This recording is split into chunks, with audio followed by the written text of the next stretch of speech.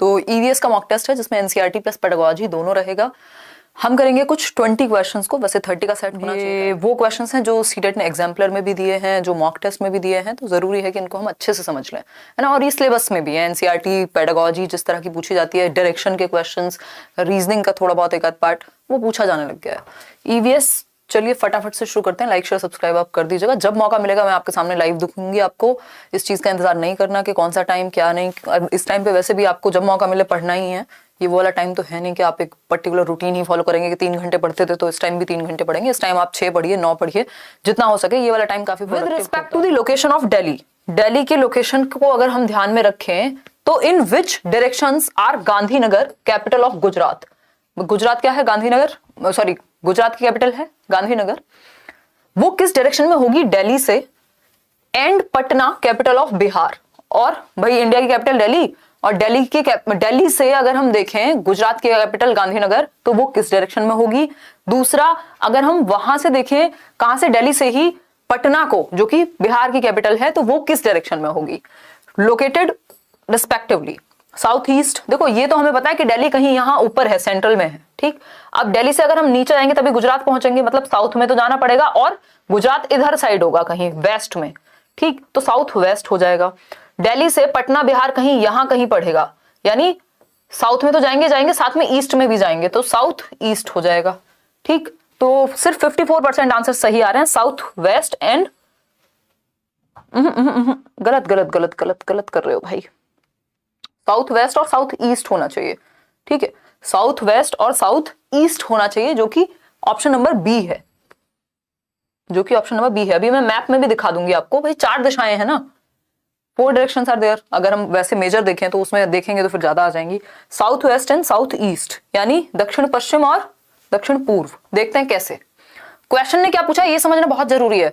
ये पूछा है पटना के रिस्पेक्ट में नहीं पूछा, दिल्ली के रिस्पेक्ट में पूछा है। तो दिल्ली देखते हैं एक बार। दिल्ली आपका मैप पे यहां है, अगर हम इसको जूम करेंगे तो दिल्ली मैप में यहां है। अगर मैं बात करूं दिल्ली की, तो दिल्ली से कहां जाना है हमें? एक तो देखना है हमें गुजरात, गुजरात ये रहा गांधीनगर, तो इधर जाएंगे, मतलब साउथ नीचे की तरफ तो आ ही रहे हैं, और नीचे में भी वेस्ट की तरफ जा रहे हैं। भाई ये हमारा नॉर्थ है, नीचे साउथ है ही, ठीक। इधर देखेंगे तो ये वेस्ट होगा, और यहां पे हमें पता है ये हमारे नॉर्थ ईस्ट वाली जितनी भी कंट्रीज हैं वो यहां है, तो ये ईस्ट हो गया, ठीक। ये डायरेक्शन का ज्ञान इतना हमें है बेसिक। तो साउथ नीचे की तरफ आ रहे हैं और वेस्ट, तो ये हो गया साउथ वेस्ट। अब दिल्ली से अगर पटना की तरफ देखेंगे, बिहार की तरफ, तो साउथ तो यहां भी है, नीचे की तरफ तो यहां भी जा रहे हैं, लेकिन इधर ईस्ट की तरफ जा रहे हैं, तो ये हो गया साउथ ईस्ट। तो south west and south east में पड़ेगा। साउथ वेस्ट में पड़ेगा गांधीनगर, साउथ ईस्ट में पड़ेगा बिहार या पटना की अगर हम बात कर रहे हैं। तो आंसर हो गया हमारा south west and south east, जो कि ऑप्शन बी में ही था। एक क्वेश्चन जरूर आता है मैप से, मिनिमम एक, नहीं तो 2 से 3 भी आ जाते हैं कई बार, तो ये आपको पता होना चाहिए। B option, south west and south east, ठीक है। नॉर्थ तो हो ही नहीं सकता ना, ऊपर तो दिल्ली है ही, उससे नीचे ही है बाकी के दोनों जो राज्य हैं। देखिए क्वेश्चन नंबर 2 देखिएगा एक बार। सेकंड क्वेश्चन कहता है, पोल में आंसर कीजिए, what should be avoided in anecdotal records. Anecdotal records जो घटनाओं को या कुछ भी अच्छा होता है उसकी थोड़ी सी व्याख्या इसमें होती है कम शब्दों में, ठीक। तो यहां पे बात हो रही किस चीज को अवॉइड करें एनेक्डोटल रिकॉर्ड्स में। जो एनेक्डोटल रिकॉर्ड्स हैं उनमें किन चीजों को अवॉइड किया जाए।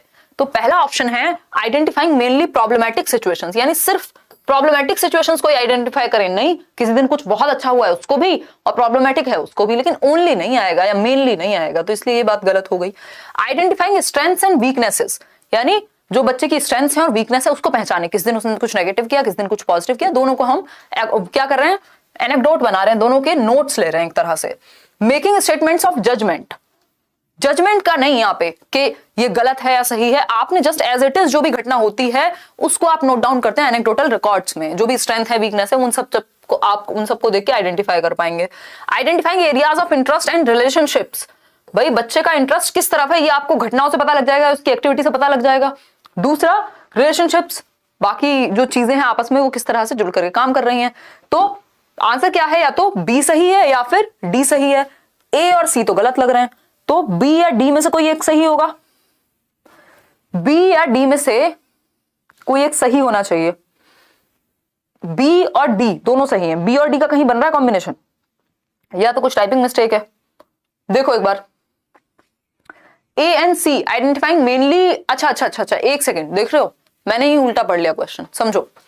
What should be avoided, क्या नहीं होना चाहिए, इस बात पे ध्यान है। मैं ये देख रही हूं क्या होना चाहिए, तो गड़बड़ होनी ही है।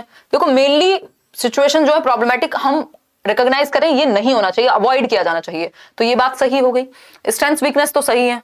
मेकिंग स्टेटमेंट्स ऑफ जजमेंट, ये बात भी गलत है। तो ए और सी ये दोनों गलत हैं इसीलिए सही है क्योंकि पूछा ही गलत है, ठीक है। A and C are right, क्यों?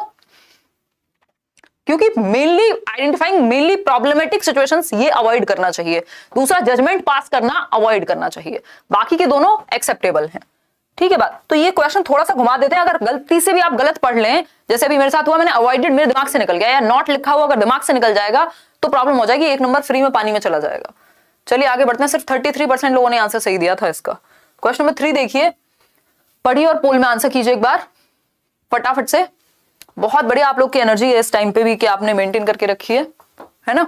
Certain regions have houses smeared with cow dung, कुछ ऐसे क्षेत्र हैं भारतवर्ष में जहां पे काउ डंग यानी जो गाय का गोबर है उससे हाउसेस को लेपा जाता है, एक तरह से गोबर से ढके जाते हैं वो। Why do people in these regions cover the floors and walls of their huts with cow dung and mud.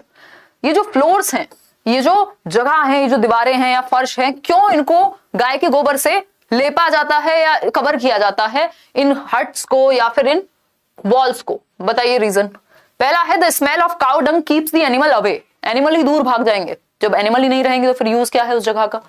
फिर है to make the floors and walls smooth, जो फर्श और दीवारें हैं उनको चिकना बनाया जाता है। आपने अगर कभी देखा होगा, अगर आपका एक्सपीरियंस रहा हो, कभी आप गांव देहात गए हो तो आपको पता लगेगा वो चिकना नहीं होता, वो थोड़ा सा खुरदुरा होता है। जो गोबर का लेप है, जो जिसमें वो उपले रखे जाते हैं, उसको भी बनाने के लिए गोबर के लेप का ही इस्तेमाल किया जा रहा है, तो वो बहुत चिकने का तो उसका पॉइंट बहुत ज्यादा नहीं है, वो तो फिर मिट्टी का इस्तेमाल होगा चिकने के लिए। तो ये अपने आप में ही गड़बड़ है, ये भी अपने आप में गड़बड़ है, क्योंकि इसमें तो हम रखेंगे जो भी एनिमल्स वगैरह हैं। These are easily available materials in that region, ये एक रीजन हो सकता है बट सही रीजन नहीं है। मटेरियल तो और भी होंगे, मिट्टी तो होगी, ठीक, तो ये एक्ट नहीं लग रहा। फिर है to make it water resistant and work as an insulator, ये बेस्ट ऑप्शन है कि ये एक तो वाटर रेसिस्टेंट के रूप में काम में आता है, अचानक से एकदम से चीजें अंदर खराब नहीं हो जाएंगी, हल्का सा भी पानी लगेगा तो। और दूसरा रीजन ये है कि हीट वगैरह को क्या करने के लिए, ट्रैप करने के लिए, गर्माहट बनी रहे वहां अंदर, ये इंसुलेटर का काम करता है। और कुछ जो क्या कहते हैं उसको, बैक्टीरिया वगैरह, उनको भी अवॉइड करने में मदद करता है। तो D option is the right answer, ठीक है। 59%। आगे बढ़े, हाँ नेक्स्ट क्वेश्चन पे चलते हैं। क्वेश्चन नंबर 4 पढ़ो एक बार। In which one of the following states the meaning of Torang, Torang जो कि जिसका मतलब होता है जंगल, ये कौन सी भाषा का शब्द है या किस स्टेट में बोली जाती है? ये फटाफट से बताओ कौन सी भाषा है, ये तो आप लिख के बताओगे, और स्टेट तो यहां से आपको चूज ही करना है कि जगह कौन सी है, ठीक है अश्विनी। तो ये झारखंड में बोला जाता है, ना उड़ीसा में, ना मिजोरम में, ना असम में। झारखंड में तोरांग जो शब्द है उसका मतलब होता है जंगल, तोरांग का मतलब है जंगल। और ये जो भाषा है तोरांग जिसमें ये शब्द बना है वो है कुडुक लैंग्वेज, कुडुक। झारखंड में क्या बोली जाती है, कुडुक, और कुडुक में तोरांग का मतलब होता है जंगल, फॉरेस्ट। इस बात को हम ध्यान में रखेंगे। 1 नंबर का क्वेश्चन है, पहले भी पूछा जा चुका है, अभी भी पूछा जा सकता है, अलग अलग तरीके से पूछा जा सकता है, ठीक है जी। सही आंसर कर रहे हैं आप लोग कमेंट्स में। आगे बढ़ते हैं, क्वेश्चन नंबर 5 देखिएगा, पोल में आंसर कीजिएगा। Mapping skills in EVS help to develop, EVS में जो मानचित्रण कौशल है, जो अभी जैसे आपसे डायरेक्शन क्वेश्चन पूछा, वो मैप से तो रिलेटेड है कि भाई दिल्ली से पटना किस तरफ होगा, तो इस तरह की जो स्किल्स हैं बच्चे की, वो क्या हेल्प करेंगी। मैपिंग स्किल्स किस चीज में हेल्प करते हैं, क्या डेवलप करने में, किस चीज का को विकसित कराने में। The skill of drawing landscape, landscape खींचने में बच्चा कौन सा मैप बनाने जा रहा है। Recording skill, understanding of relative position of place, the skill of predicting and calculating. इनमें से कोई भी गलत नहीं है, बट बेस्ट क्या होगा, बेस्ट होगा कि बच्चे की अंडरस्टैंडिंग यानी बच्चे की समझ रिलेटिव पोजीशन ऑफ प्लेसेस के बारे में, जो सापेक्षता है कि कौन सी चीज किस तरफ पड़ेगी, इसके बारे में, डायरेक्शन की थोड़ी सी समझ, उसकी पोजीशन की थोड़ी समझ, जगहों के बारे में बेहतर होगी। तो C option is the right answer over here. आगे बढ़ेंगे नेक्स्ट क्वेश्चन की तरफ। नेक्स्ट क्वेश्चन क्या कहता है, question number 6। Under whose leadership constitution of our country is created, ये भी क्वेश्चन पूछा जा चुका है। हमारे देश का संविधान निम्नलिखित में से किस व्यक्ति के नेतृत्व में बनाया गया था, तैयार किया गया था? पहला ऑप्शन है मोहनदास करमचंद गांधी, डॉक्टर भीमराव बाबा साहब अंबेडकर, या फिर सर्वपल्ली डॉक्टर राधाकृष्णन, या फिर सरदार वल्लभ भाई पटेल। देखिए क्वेश्चन नंबर, इसमें आप लोग आंसर कर रहे हैं 89% बी ऑप्शन, बिल्कुल सही बात है। जो कॉन्स्टिट्यूशन है वो किसकी लीडरशिप में? डॉक्टर भीमराव बाबा साहब अंबेडकर। इनके ऊपर एक चैप्टर भी है, मतलब जिसमें बात हुई है थोड़ा अनटचेबिलिटी और भी कई चीजों की बात हुई है, ठीक है। तो ये क्लियर आंसर हुआ बी ऑप्शन। आगे बढ़ेंगे, क्वेश्चन नंबर 7 देखिए, select from the following a group of birds each member of which is able to see distinctly the object of 4 times as far as we can see। यानी पक्षियों का वह समूह चुनिए इन 4 options में से जो मनुष्यों की तुलना में 4 गुना बेहतर देख सकता हो। ये क्वेश्चन मल्टीपल टाइम्स पूछा गया है सीटेट में, मल्टीपल टाइम्स के मनुष्यों की तुलना में 4 गुना बेहतर कौन सा समूह। कई बार पूछ लेगा आयरन किस में ज्यादा है, उन 4 चीजों का समूह। तो ये 3-3 का पेयर या इस तरह का एक ग्रुप बना देता है जिसमें आपको पहचानना होता है। सोनम शाह, चलिए बहुत बढ़िया सोनम। आगे बढ़े, देखिए क्रोज, काइट्स, नाइटेंगल्स, ईगल्स, पिजन और पैरट्स, डव्स, क्रोज, पिकॉक्स। देखो आपने सुना होगा बाज के जैसी नजर, है ना। चील की भी बहुत तगड़ी होती है, काइट्स, वल्चर, गिद्ध की भी। वो गिद्ध याद होंगे आपको, कौन सा रामायण में जो थे, क्या नाम था उनका, तेरे को याद है?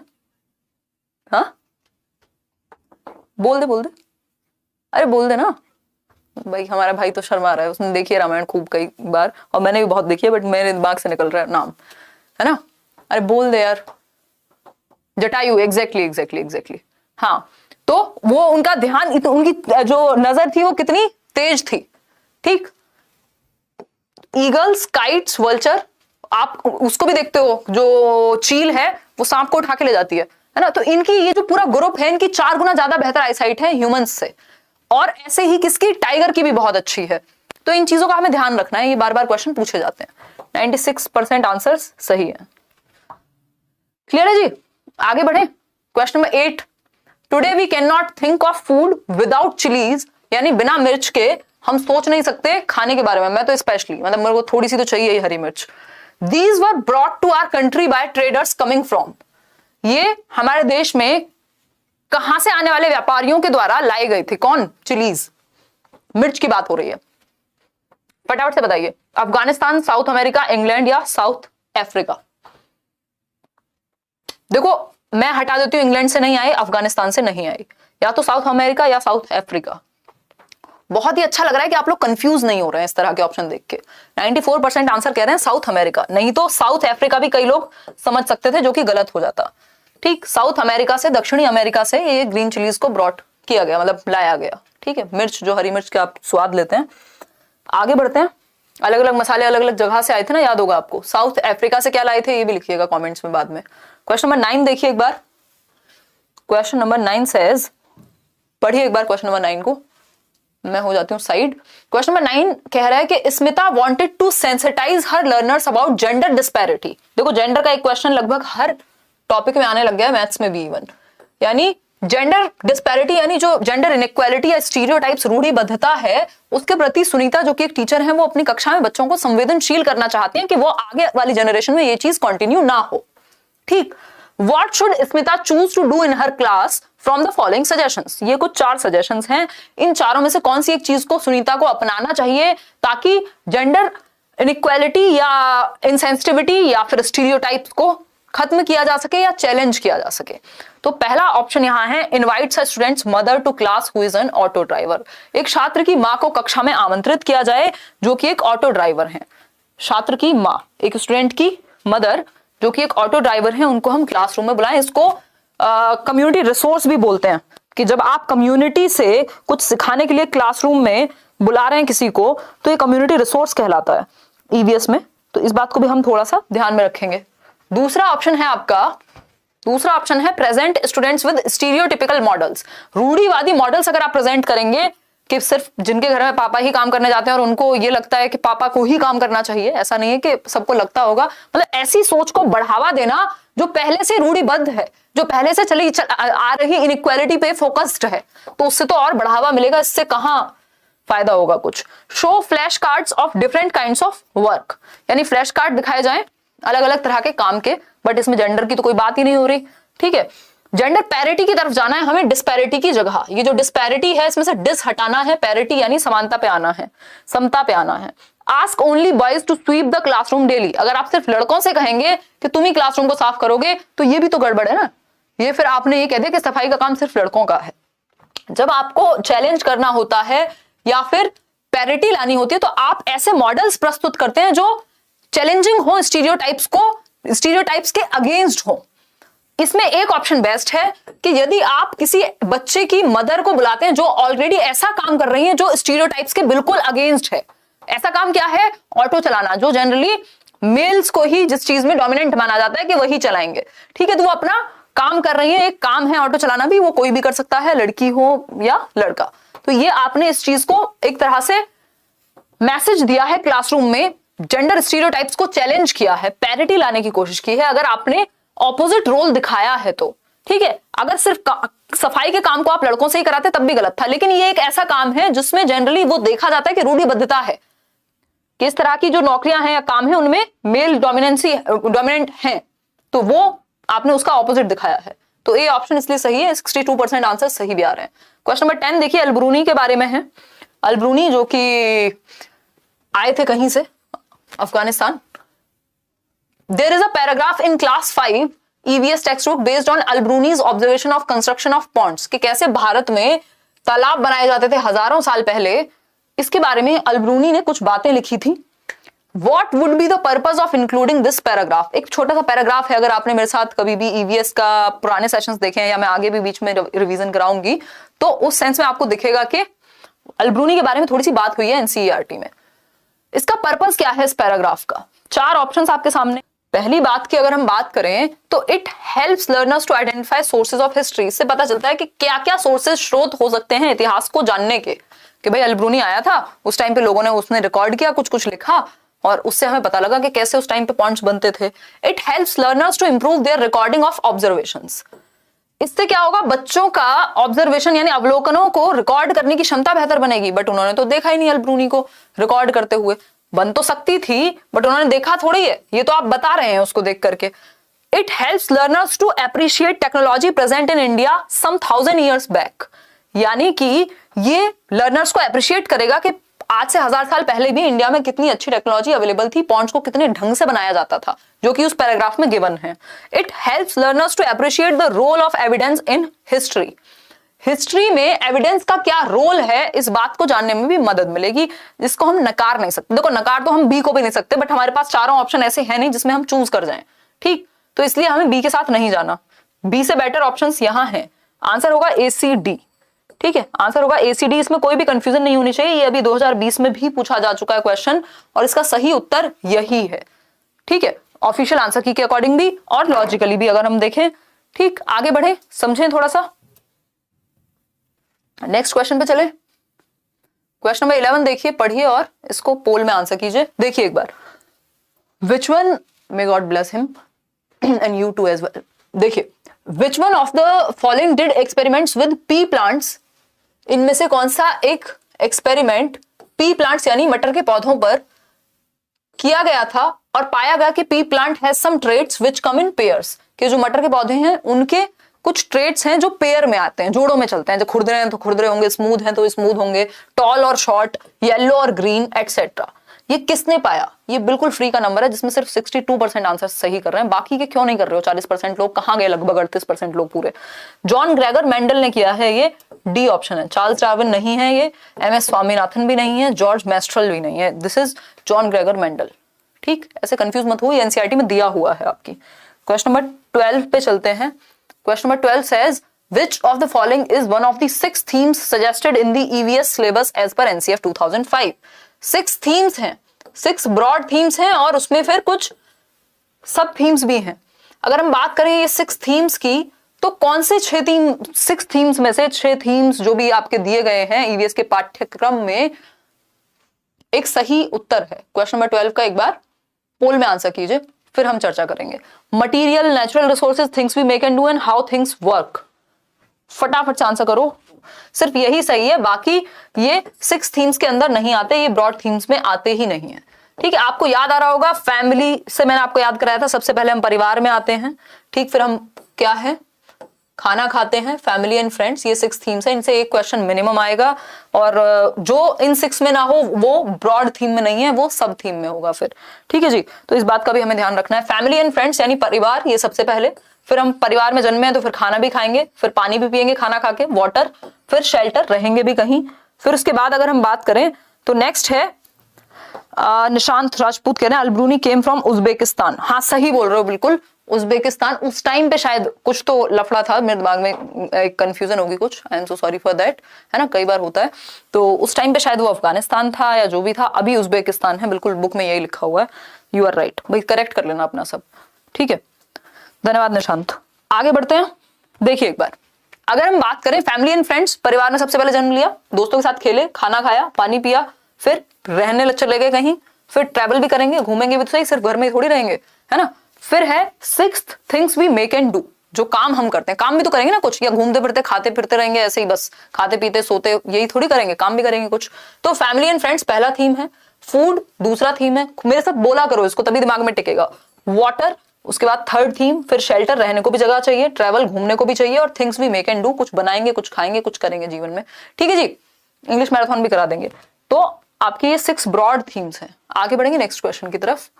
क्वेश्चन नंबर 13 देखिए, ये एनसीएफ में दर्शाए गए, इन थीम्स के ऊपर फिर चैप्टर्स बनाए गए हैं। क्वेश्चन नंबर 13 देखिए, which one of the following is not a broad indicator of EVS assessment.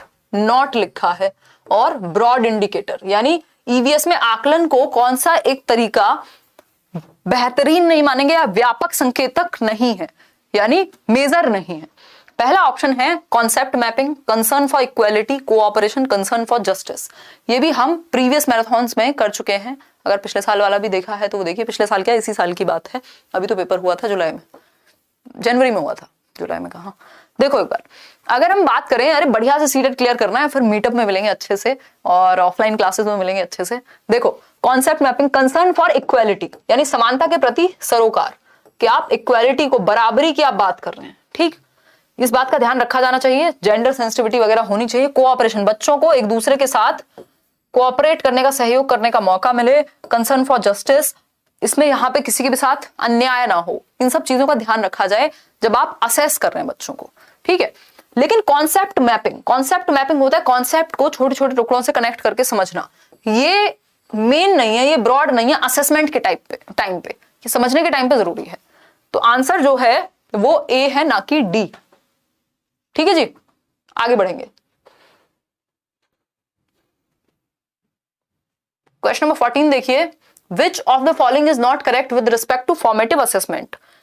रचनात्मक आकलन के संदर्भ में कौन सी एक बात सही नहीं है, नॉट करेक्ट। देखो ये नॉट करेक्ट पढ़ना बहुत जरूरी है, कई बार नंबर बेकार में चले जाते हैं क्योंकि हम करेक्ट समझ लेते हैं और यहां लिखा है नॉट करेक्ट, ठीक। It helps the teacher in taking timely action for enhancing learning, यानी जब आप फॉर्मेटिव असेसमेंट होता किस लिए, फीडबैक के लिए, प्रोग्रेस, आपको पता चल सके कि कमी कहां है, ये डायग्नोस्टिक इन नेचर होता है। तो अगर इस तरह की बात हम कर रहे हैं कि फॉर्मेटिव असेसमेंट के बारे में कौन सी एक बात सही नहीं है, तो it helps the teacher in taking timely action for enhancing learning, बिल्कुल सही बात है कि टीचर को टाइम मिल जाता है कि सही टाइम पे एक्शन लेके लर्निंग को ठीक कराया जा सके अगर कहीं भी कमी है तो। फिर है B option, any information on learning of child can help in formative assessment, जो भी इंफॉर्मेशन बच्चे के सीखने के बारे में मिलेगी वो रचनात्मक आकलन में मदद करेगी जिससे और बेहतर सिखाया जा सकेगा।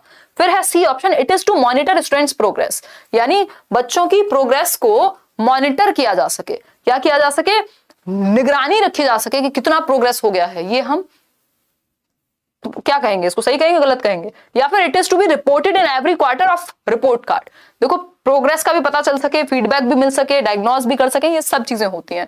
लेकिन आपको हर चीज जो भी आपने फॉर्मेटिव में पूछी है वो रिपोर्ट कार्ड में ही दिखानी है, ये जरूरी नहीं है।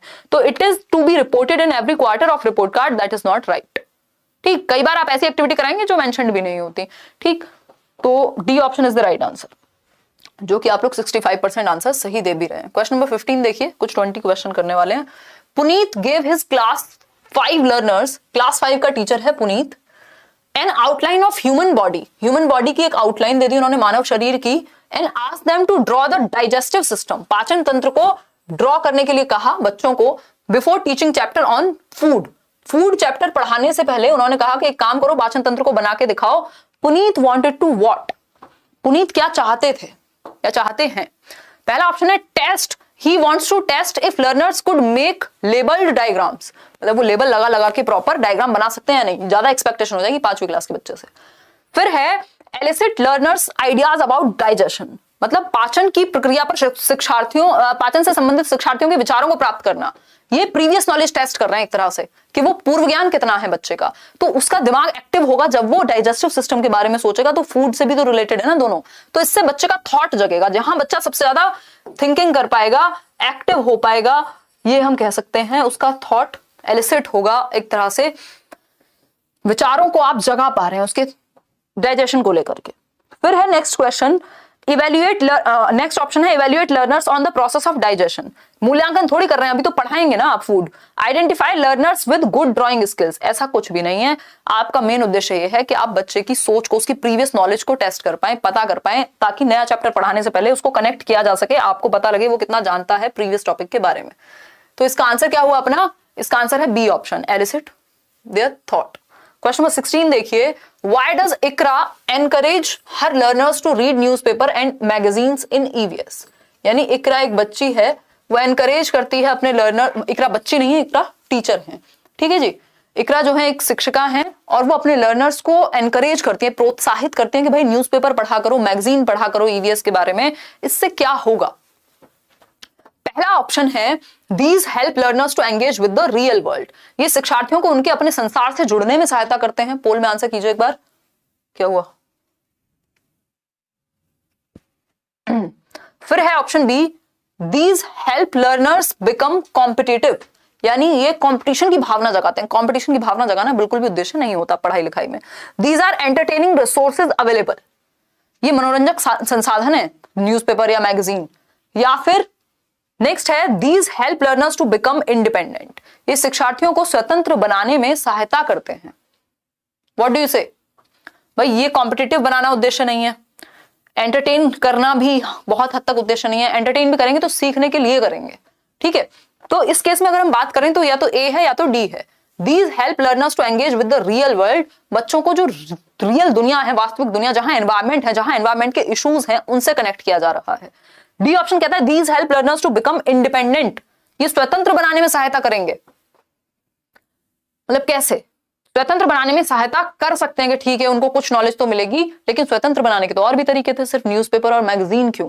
ठीक है, तो इससे बेटर ऑप्शन, डी से बेटर ऑप्शन हमारे पास ए है, इसलिए हम ए के साथ जा रहे हैं, नहीं तो डी गलत नहीं था। पेडागोजी में जरूरी नहीं है चारों के चारों ऑप्शन गलत हो, स्पेशली पेडागोजी में हो सकता है सारे सही हों, बट बेस्ट जो है उसके साथ जाया जाएगा, या क्वेश्चन ने जो पूछा है उसके हिसाब से चला जाएगा।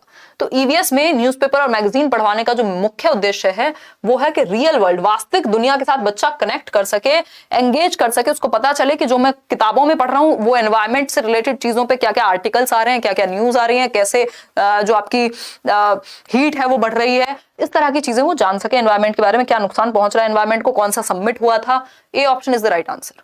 आगे बढ़ेंगे, जो कि आप लोग सही दे भी रहे हैं 86%। क्वेश्चन नंबर 17 देखिए, ये क्वेश्चन भी बहुत पूछा जाता है कि ये डायरेक्शन का क्वेश्चन है, आपको वही डायरेक्शन पता होनी चाहिए, नॉर्थ, साउथ, ईस्ट और वेस्ट।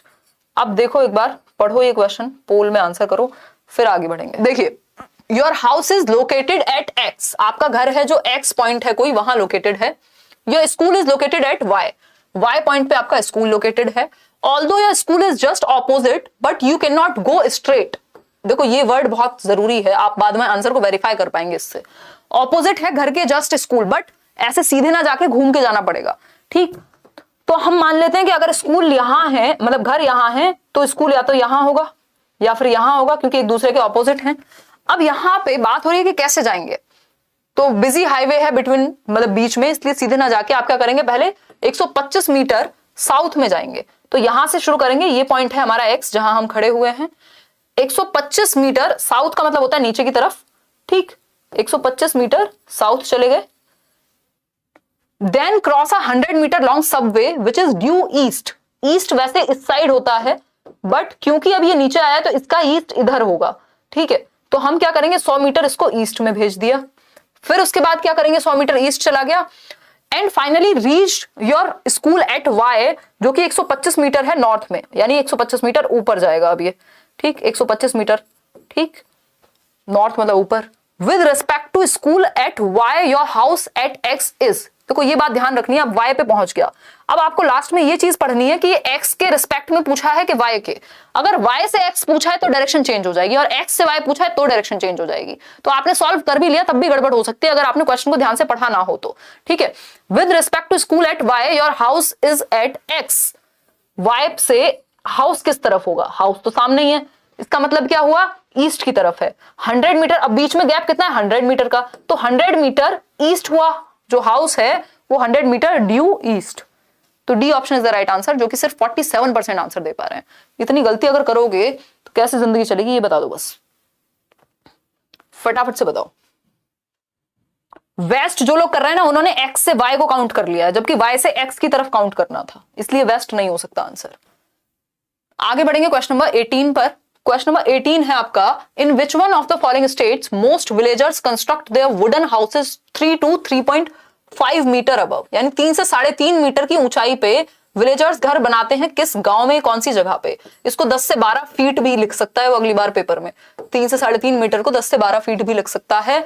और आपको ये बताना है कि ये 10 से 12 फीट की ऊंचाई पे बैम्बू पिलर्स लगाकर, जो बांस है उनके ऊपर 3.5 मीटर की ऊंचाई पे घर बनाया जाता है, बिल्कुल जमीन से नहीं लगाया जाता जैसे आप दिल्ली में या मुंबई में रह रहे हैं। ये थोड़ा सा ऊपर उठा करके बांस के ऊपर 10-12 फीट ऊपर घर बनाया जाएगा। ठीक, ये कहां पे होगा, और स्लोपिंग रूफ्स होंगी ऐसी ढलान वाली। ठीक, लद्दाख, राजस्थान, असम या उड़ीसा। देखो ऐसा क्यों करेगा कोई भी, जहां पे बारिश ज्यादा होगी वहीं होगी ना ये चीज। बारिश अगर बहुत ज्यादा है तो जमीन पे तो पानी भर जाएगा, तो इसलिए ऊपर उठा के बनाया जाता है जमीन से। तो ये असम की कहानी है, अगर आपने एनसीईआरटी की मेरी समरी की वीडियोस देखी हैं तो यू वुड नो के असम होगा इसका सही आंसर।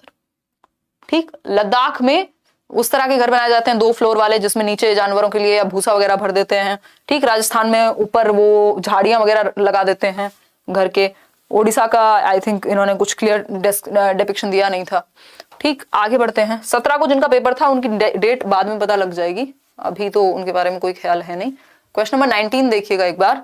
क्वेश्चन नंबर 19 सेज, पढ़िए, a boy boarded a train on 4 जून 2020। एक लड़का है जो एक ट्रेन बोर्ड करता है, ये भी बहुत क्वेश्चन आते हैं ट्रेन वाले।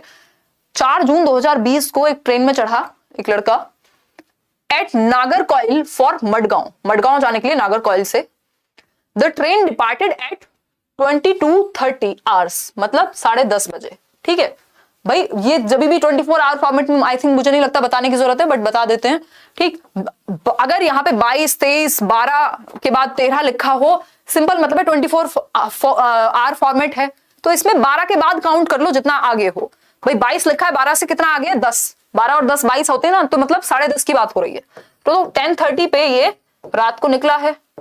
ठीक, from Nagercoil and reached Madgaon 4:30 hours on 6 जून। 4:30 का मतलब है सुबह सुबह पहुंचा होगा, है ना, सुबह सुबह पहुंचा होगा, नहीं तो 22-23 की फॉर्म में ही होता। अब सुबह सुबह पहुंचा कब है, 6 जून को, और निकला कब तक, 4 को। अब गड़बड़ नहीं करनी है कि कितना टाइम लगा इसको। भाई 24 घंटे तो तभी हो गए थे ना, 5 तारीख को 24 घंटे हो गए थे रात को 10:30 बजे, और सुबह 4:30 बजे तक 6 घंटे और हो गए, तो 30 घंटे हो गए टोटल। उसको पहुंचने में लगे 30 आवर्स। ठीक, अब यहां पे पूछा क्या है, जो डिस्टेंस है ट्रेन ने कवर किया 1145 किलोमीटर का। तो आपको एक फॉर्मूला याद होगा, स्पीड बराबर डिस्टेंस अपॉन टाइम। ठीक, SDT। तो स्पीड है आपकी, हमें पता ही नहीं, स्पीड तो हमसे पूछी है कितनी है, तो स्पीड को तो S ही लिख देंगे।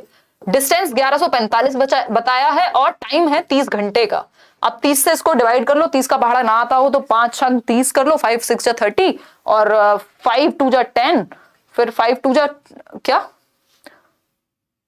हाँ, फिर 5 2 जा 10 कर लो और बाद में ये कर लो। अब इसको 6 से कट करोगे तो आ जाएगा कुछ 38 समथिंग।